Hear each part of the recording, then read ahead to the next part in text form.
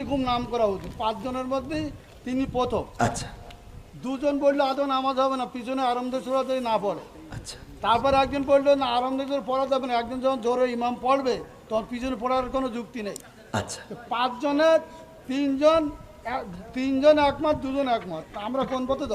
এখানে বিষয়টা হলো ইখতিলাফ আলেমদের। নামাজ হয় না আমাদের। না বাবারে, আমার তো তাহলে এবার আমি একটু উত্তর দিই। সেটা হলো, আমি তো অত বড় বড় হুজুর এই বিষয়ে বড় হুজুর উত্তর দিক নাকি? আমি শুধু এতটুকু বলি, সেটা হলো ইখতিলাফটা আলেমদের, এই ইখতিলাফ এটা এখন শুধু না, বিশ্বনবী সাল্লাল্লাহু আলাইহি সাল্লামের সাহাবীদের যুগেও ইখতিলাফ ছিল। এটা মত পার্থক্য থাকবে।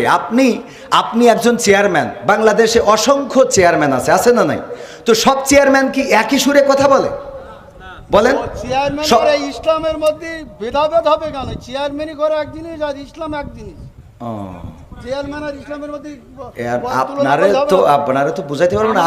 আমি যদি বলি, যেমন আপনি একজন আলহাজ মানুষ, দেখেন আপনি সব বাদ দেন, ইসলামের বেসিক কিছু নিয়ম আছে।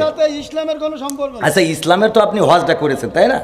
হজ করেছেন না? আমি যে প্রশ্নটা আপনার কলাম, এখানে 600 লোক আছে, আপনি সঠিকভাবে উত্তর সঠিকটা আপনি তো উত্তরের আগেই তো বকর করতেছেন। আমার উত্তরটা দিতে দেন, আমার কথা তো বলতে দেবেন। তা বলতে না দিলে আমি কি করে বুঝাবো? ফালতু কথা বলিছেন, বলো খবরদার। ল্যাঙ্গুয়েজ সোজা করেন না, সোজা করে দেবো কিন্তু একদম বলেন। ল্যাঙ্গুয়েজ সোজা করে বলেন। আমি বলছি আমার কথা তো বলতে দেবেন। ল্যাঙ্গুয়েজ সোজা করে দেবো কিন্তু একদম।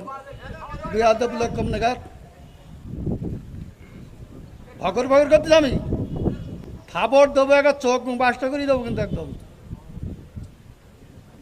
আমি প্রশ্ন করলাম যে একজন লোক বলতে আলমদে শুনলে নামাজ পড় না, ছুরু না বললে নামাজ হবে না, ফালতু ভাবতেছি। আমি বলছি আমার উত্তরটা তো দিতে।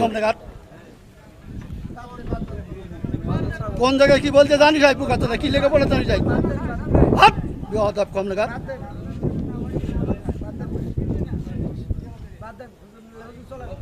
একদম বাস্ত করে দেবো সব একদম।